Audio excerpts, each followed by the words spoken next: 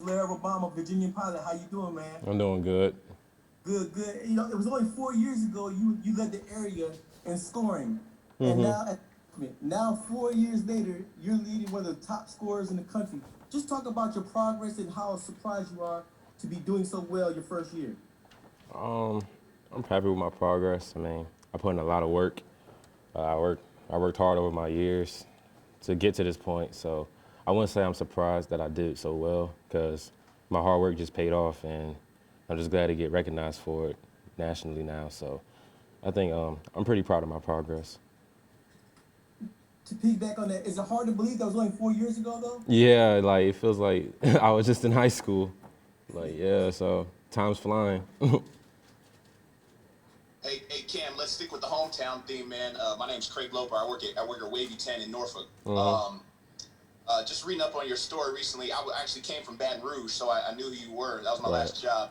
When you think about sitting out your sophomore season at Oscar Smith, like, what did that do for your mindset and your game? Because it was kind of unique, the way you kind of went about it.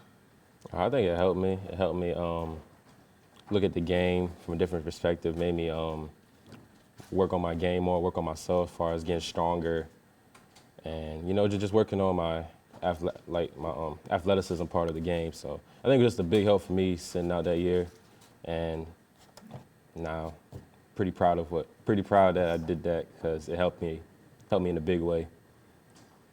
That's great.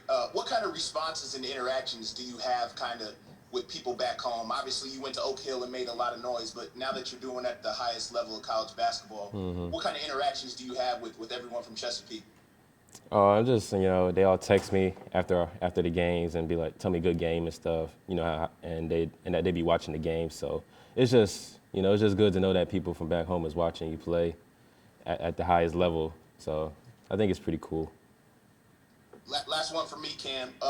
What has your mom said about your game? I know you're close with your mom, and she trained you a lot of the times. Y'all put in a lot of work together. How has she been? Has she been critical of your game this season? What are your messages like with her? Of course, she's always critical. I don't, never play a perfect game in her eyes. So, I'm always getting critiqued, whether it's good, well, whatever I feel like if it's good or bad. She's gonna give her input, and it's really helping me. So, we're still very close, and she's always watching every game. So, it's just really good to have that on my side. Hey, thanks, Cam. I'm gonna try to get in touch with her. I'm trying to do a feature on you back here in Norfolk. Okay. Hey Cam, Scott Ravelek from the Advocate. This SEC tournament, obviously, you guys want to win 3 games in 3 days. This is the toughest tournament that situation you might have to deal with. And if in the NCAA tournament, you get a day off between games. So, how do you? What experience can you draw on from any high school tournaments or AAU tournaments and stuff like that, in terms of trying to, I don't say pace yourself, but trying to make sure you keep your legs and stuff like that, to help you with your offense.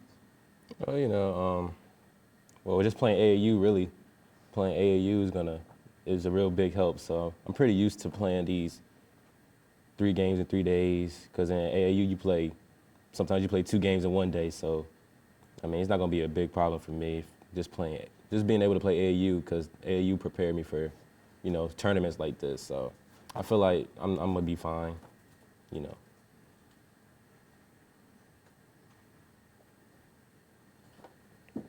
Hey Cam, yeah, Coach Wade was telling us, I think a week or two ago, that you guys are pretty much going to go from the SEC tournament to the NCAA tournament, which means that you guys will be, away from Baton Rouge for 2, 3, 4 weeks. I mean, just kind of how are you guys preparing mentally, for being on the road for so long, and I guess just kind of what has the message from the coaching staff been about, this long trip?